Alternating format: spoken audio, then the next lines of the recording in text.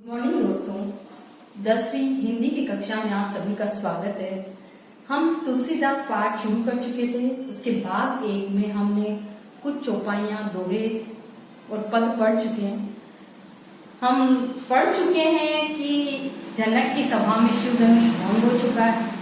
परशुराम क्रोधित मुद्रा में वहां उपस्थित होते हैं और जिसने शिव धनुष तोड़ा है उसके बारे में पूछताछ कर रहे हैं। ऐसी स्थिति में लक्ष्मण उन पर व्यंग्य भरी उक्तियां उनके साथ बात करते हुए बोल रहे हैं, जिनके कारण परशुराम क्रोध से ओतप्रोत हो जाते हैं और उनके गुरु विश्वामित्र से कहते हैं कि तुम इस बालक को ठीक प्रकार से समझा लो, इन्हें हमारे क्रोध के बारे में बता दो, अन्यथा यह हमारे हाथों अभी यहाँ मारा जाएगा। मैं इसके पिता की चिंतावश इसका अभी वध नहीं कर रहा हूँ। ऐसी स्थिति में लक्ष्मण वापस उनके प्रश्नों का क्या जवाब देते हैं, किस प्रकार व्यंग्य युक्तियां वो बोलते हैं, आगे वाले पद हम देखेंगे। जहां तक हम 2 पद पढ़ चुके हैं, वहीं से अब तीसरे पद से हम आज का अपना ये जो वीडियो है वो स्टार्ट करेंगे। अपना ध्यान किताब की ओर रखेंगे। विहसी लखन बोले मृदुबानी, अहो मुनि सुमहाभट मानी, पुनि पुनि मोहि दिखाव कुठारू, चहत उड़ावन फूंकी पहाड़ू। देखिए, जब परशुराम कहते हैं कि हे लक्ष्मण, तुम्हारे माता पिता की चिंता करके, हे राजा के राजकुमार, मैंने तुम्हें छोड़ दिया, वरना मेरे फरसे में तो इतनी अधिक ताकत है कि ये गर्भस्थ शिशु को भी नष्ट कर सकता है। तब लक्ष्मण उनकी इस बात को सुनकर विहसी हंसने लगते हैं। विहसी लखनु, लक्ष्मण हंसने लगते हैं। बोले मृदुवाणी, और अपने मधुर वचनों में वापस इस प्रकार के वचन बोलते हैं। अहो मुनीसु महाभट मानी, व्यंग्य कर रहे हैं। देखिए वे परशुराम पर लक्ष्मण, और क्या कर रहे हैं? अहो मुनीसु महाभट मानी, हे मुनीश्वर, आप तो महान योद्धा है। महा मतलब महान, भट मानी यानी माने चुने योद्धा हैं। पुनि पुनि मोहि दिखाओ कुठारू, पुनि पुनि बार बार, मोही यानी मुझे, दिखाओ कुठारू, अपना फरसा मुझे दिखा रहे हैं। कुठारू किसके लिए आया है? फरसे के लिए। परशुराम का जो अस्त्र है वो क्या है? फरसा। आप लक्ष्मण उन पर वापस व्यंग्य युक्तियां कस रहे हैं। मृदुवाणी में उनसे कह रहे हैं कि आप तो बड़े महान योद्धा हैं, इसीलिए बार बार मुझे अपना ये फरसा दिखा रहे हैं।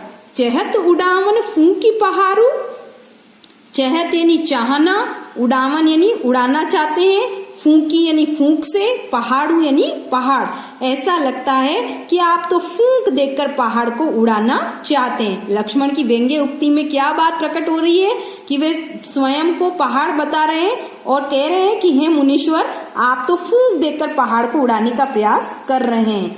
इहा कुम्हड़ बतिया को नाई, फिर क्या कह रहे हैं लक्ष्मण? देखिए परशुराम से, यहाँ कोई कुमड़ बतिया का पौधा नहीं है। कुमड़ बतिया, आपने कुमुदनी या कुमड़ बतिया का एक पौधा सुना होगा जो हाथ लगाते ही या अपनी तर्जनी उंगली का संकेत पाते ही मुरझा जाता है। जे तर्जनी देख ही डरी जाई, तो क्या कह रहे हैं कि यहाँ कोई कुमड़ बतिया का पौधा नहीं है जो तुम्हारी तर्जनी उंगली के संकेत को देखकर डर जाएगा।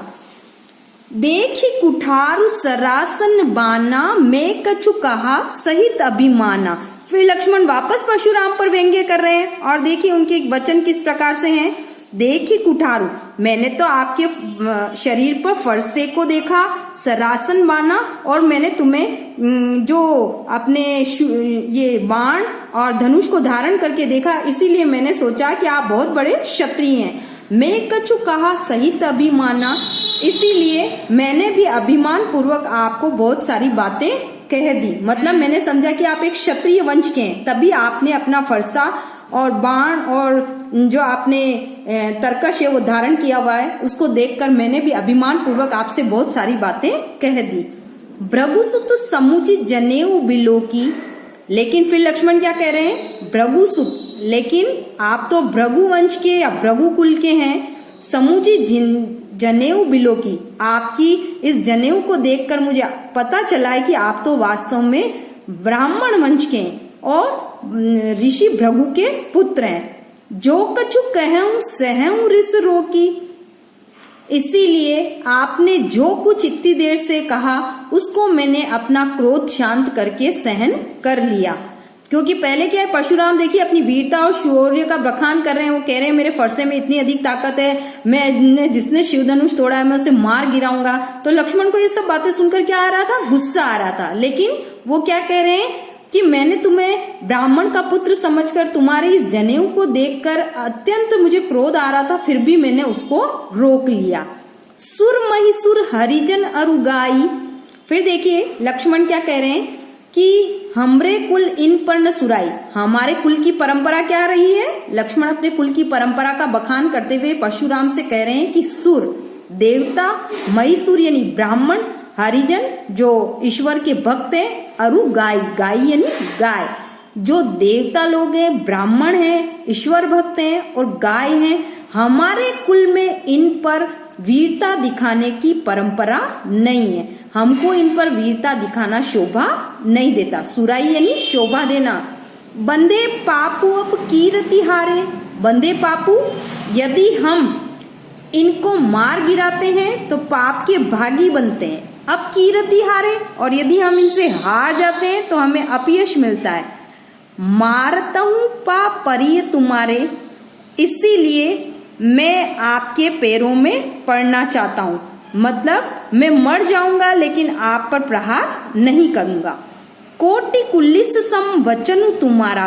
हे मुनीश्वर, लक्ष्मण बता रहे हैं कोटि कुल्लिस सम वचन तुम्हारा। कोटि यानी करोड़, कुल्लिश यानी बहुत बुरा, सम वचन तुम्हारा, तुम्हारे जो वचन है या बोली है वो ही बड़ी कर्कश है। कुलिश यानी कर्कश, कठोर वाणी है। व्यर्थ धरऊं धनु बाण कुठारा। तुम्हारी तो बोली ही इतनी कठोर है कि हर कोई व्यक्ति उस बोली से ही हार मान सकता है। तुमने तो व्यर्थ ही इस धनुष बाण और फरसे को धारण कर रखा है। मतलब तुम्हारे वचन ही इतने कठोर हैं कि तुम अपने वचनों से ही किसी को मार गिरा सकते हो, तो तुमने फिर इस धनुष बाण और फरसे को क्यों धारण किया हुआ है। लक्ष्मण ने ये सारी बातें व्यंग्य भरी उक्तियों में कही है। फिर आगे देखिए क्या कह रहे हैं, जो विलो की अनुचित कहूं क्षमो मामुनि धीर। वापस लक्ष्मण इतनी सारी बातें भी सुना देते हैं और फिर परशुराम से क्या कह रहे हैं, जो विलो की अनुचित कहूं, यदि आपको लगता है कि मैंने कोई अनुचित बात कह दी है, यानी मेरी बात उचित नहीं है, क्षमो मामुनि धीर, हे मुनि आप मुझे धैर्य धारण करके क्षमा कर दीजिए। सुनी सरोष भृगुवंश मुनि बोले गिरा गंभीर। लक्ष्मण के इन सारे वचनों को सुनकर, अभी हमने जितने भी अर्थ देखे, जितना भी भाव उनका निकलता है, उससे स्पष्ट होता है कि लक्ष्मण व्यंग्य उक्तियां कस रहे हैं परशुराम पर, और अंततः वापस जब कह रहे हैं कि मैंने यदि कोई अनुचित बात कह दी है तो मुझे क्षमा कर देना, तो मुनि और अधिक क्रोध से भर जाते हैं। सुनी सरोष, सरोष यानी क्रोध से युक्त हो जाना। ये सारी बातें सुनकर, कौन सी, ऊपर जो बताई गई बातें उनको सुनकर भृगुवंश मुनि, भृगु कुल के मुनि, कौन, परशुराम, और अधिक क्रोध से युक्त हो जाते हैं। बोले गिरा गंभीर, और अपनी वाणी में और अधिक गंभीरता लाकर लक्ष्मण से इस प्रकार जो बातें कही उसका उत्तर देते हुए देखिए वे उनके गुरु विश्वामित्र को उन्हें समझाने के लिए निवेदन करते हैं। आगे वाले पद में हम उसको समझेंगे कैसे। कौशिक सुनो मंद यह बालक। कौशिक, कौशिक किसके लिए आया है, विश्वामित्र के लिए, जो कौन है, राम और लक्ष्मण के गुरु। सुनो मंद यह बालक, हे विश्वामित्र सुनो, यह बालक मंद बुद्धि वाला है। कौन सा बालक, लक्ष्मण। लक्ष्मण के लिए क्या कह रहे हैं कि यह बालक मंद बुद्धि वाला है। कुटिल कालबस निजकुल गालक। कुटिल कालबस मतलब ये खुद ही अपने कठोर वचनों के कारण काल के वशीभूत हो गया है। निजकुल गालकू, और अपने कुल का नाश करने वाला है। क्या कह रहे हैं वो विश्वामित्र से कि सुनो, ये जो बालक है मंद बुद्धि वाला है, कठोर काल के वश हो गया है, मतलब इसने अपनी मृत्यु को आमंत्रित कर लिया है और अपने खुद का काल, अपने खुद के वंश का ही ये काल बनकर आ गया है। भानुवंश राकेश कलंकु। सूर्य, भानु यानी सूर्य, वंश यानी वंश। सूर्य वंश में ये कैसा है, चंद्रमा रूपी कलंक के समान। राकेश यानी चंद्रमा, कलंकु, सूर्य वंश में यह चंद्रमा रूपी कलंक के समान है। निपट निरंकुश अबुध असंकु। निपट निरंकुश मतलब इसको किसी का डर नहीं है, निरंकुश ये स्वेच्छाचारी है, अबुध इसको बुद्धि नहीं है, असंकु बिना किसी शंका के सब कुछ बोल देता है, निडर है, स्वेच्छाचारी है, बिना बुद्धि का है और बिना किसी शंका के किसी बड़े छोटे का लिहाज किए बिना किसी को कुछ भी बोल रहा है। काल कवलु होई छन माई। काल कवलु, कवलु यानी ग्रास, कौवा। काल कवलु होई छन माई, एक क्षण में ही यह भी काल के वशीभूत हो जाएगा। कहूं पुकारी खोरी मोहि नाई, मैं बार बार पुकार पुकार कर कह रहा हूं खोरी मोहि नाई, फिर मुझे दोष मत देना। खोरी यानी मुझ में खोट मत निकालना, मुझे दोष मत देना। विश्वामित्र को कह रहे हैं कि भाई ये बालक स्वेच्छाचारी है, निरंकुश है, किसी के बड़े छोटे का इनको लिहाज नहीं है। ऐसी स्थिति में इसके ऐसे वचन सुनकर मैं इसे अभी मार गिराऊंगा और एक क्षण में एक काल के वशीभूत हो जाएगा और फिर मुझे कोई दोष मत देना। तुम हटकऊं जो चहऊं उबारा। फिर क्या कह रहे हैं वे विश्वामित्र से, तुम हटकऊं जो चहऊं उबारा, यदि तुम चाहो तो इससे मृत्यु दंड से बचा सकते हो। किसको? लक्ष्मण को। विश्वामित्र उनके गुरु हैं, वो कह रहे हैं कि यदि तुम इसे उबारना चाहते हो तो तुम इस बालक को ठीक प्रकार से समझा लो तो ये बच सकता है। कहीं प्रताप बल रोष हमारा, तुम इसे हमारे शौर्य, प्रताप, बल, गुस्से आदि के बारे में ठीक प्रकार से समझा लो, क्योंकि ये तो अभी बालक है, इसे पता नहीं कि हम कितने क्रोधी स्वभाव के हैं, हम कितने शौर्य और बलवान हैं। तो परशुराम क्या कह रहे हैं विश्वामित्र अर्थात कौशिक से कि तुम इसे हमारे प्रताप यानी शौर्य, हमारे बल के बारे में, हमारे क्रोध के बारे में अच्छे से बता दो। लखन कहे मुनि सुजस तुम्हारा, तुम ही अच्छत को बरने पारा। अब देखो ऊपर वाली पंक्तियों में तो परशुराम विश्वामित्र को कह रहे हैं कि तुम लक्ष्मण को ठीक प्रकार से समझा लो। अब लक्ष्मण भी ये सारी बातें सुन रहे हैं तो लक्ष्मण तो और अधिक क्या है, उनको और अधिक हंसी आती है। वो फिर क्या कह रहे हैं, वापस व्यंग्य उक्तियां कस रहे हैं परशुराम पर। हे मुनि, तुमसे अच्छा तुम्हारे यश का बखान कौन करेगा। लखन कहे मुनि सुजस तुम्हारा, हे मुनीश्वर तुमसे अच्छा तुम्हारे यश का बखान कौन कर सकता है। तुम ही अच्छत को बरने पारा, तुम ही यानी तुम अच्छत अच्छी प्रकार से, बरने पारा वर्णन कर सकते हो, यानी तुम्हारे बल और शौर्य का वर्णन तुम ही बहुत अच्छे प्रकार से कर सकते हो।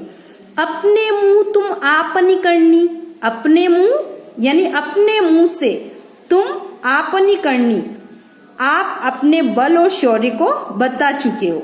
बार अनेक भांति बहु बरनी, और अनेक बार तुम अपने शौर्य और बल का वर्णन मुझे बता चुके हो। क्योंकि ऊपर वाली पंक्तियों में जैसे उसने कहा, लक्ष्मण को परशुराम ने कहा है कि मेरे फरसे में इतनी अधिक ताकत है कि गर्भस्थ शिशु का नाश कर देता है, मैंने इस पृथ्वी को अनेक बार क्षत्रियों से विहीन कर दिया, मेरे फरसे में इतनी अधिक ताकत है कि मतलब ये किसी को खड़े खड़े मार गिरा सकता है।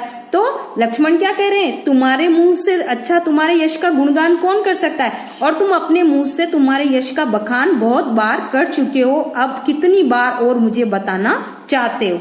नहीं संतोष अपुनी कछु कहूं, नहीं संतोष। फिर लक्ष्मण क्या कह रहे हैं, यदि अब भी संतोष नहीं मिला हो, अब भी तुम्हारी खाना पूर्ति नहीं हुई हो, तब पुण्य कछु कहूं, तो पुण्य वापस कह डालो कि तुम कितने अधिक शौर्य और बलवान से युक्त हो, या तुम कितने अधिक बलशाली हो। जनिर इस रोग की दूसरे दुख सहम, क्यों व्यर्थ ही तुमने अपने गुस्से को रोक कर असहनीय दुख सहन किया है। वीर व्रती तुम धीर शोभा, वीर व्रती वीर व्रत को धारण करने वाले हो, तुम्हें धैर्य शोभा नहीं देता, अशोभा यानी शोभा नहीं देता, धीर यानी धैर्य।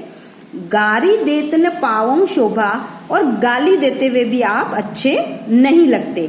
यानी ऊपर वाली पंक्तियों में तो वो कह रहे हैं विश्वामित्र से परशुराम कि तुम लक्ष्मण को ठीक प्रकार से बता लो कि हम कितने शक्तिशाली हैं, कितने महान योद्धा हैं। नीचे वाली पंक्तियों में देखिए जहां से लक्ष्मण ने कह रहा है कि भाई आप अपने मुंह से अपनी वीरता और शौर्य का बखान कर चुके हो, आप कितनी बार इसे और अधिक बताना चाहते हो, और यदि तुम्हें संतोष नहीं मिला हो तो वापस अपने शौर्य और प्रताप का वर्णन आप अच्छी प्रकार से कर लो, ताकि आपके हृदय में किसी प्रकार की टीस या दुख न रहे।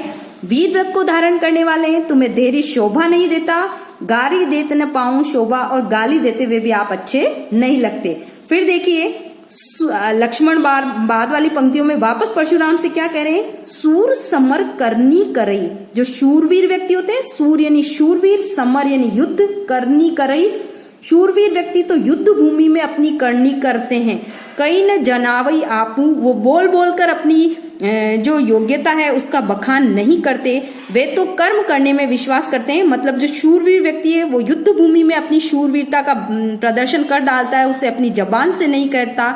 विद्यमान रन पाई रिपु कायर कतई प्रतापु, विद्यमान रन पाई रिपु, विद्यमान यानी उपस्थित होना, रण यानी युद्ध, पाई यानी पाकर, रिपु यानी शत्रु। युद्ध भूमि में शत्रु को पाकर या युद्ध भूमि में शत्रु को देखकर तो कायर कतई प्रतापु, जो कायर व्यक्ति होते हैं वे ही योग्यता का बखान मुंह से करने लगते हैं। अन्यथा जो वीर व्यक्ति है वो तो कहने में विश्वास नहीं करते, वे तो करने में विश्वास रखते हैं और अपने बल और शौर्य का प्रदर्शन वे युद्ध भूमि में कर दिखा देते हैं, बोलकर नहीं दिखाते। तो इस प्रकार देखिए लक्ष्मण अपनी व्यंग्य युक्तियों के माध्यम से परशुराम के क्रोध को और अधिक बढ़ा रहे हैं। वो कह रहे हैं कि यदि आप में सामर्थ्य है तो कुछ करके बताइए, बोल बोल कर व्यर्थ समय बर्बाद न कीजिए। आज इन 2 ही पदों को हम देखेंगे। यदि इनमें आपको कोई दिक्कत है तो आप मुझे अपने व्हाट्सएप नंबर पर कॉल करके पूछ सकते हैं, अन्यथा धन्यवाद।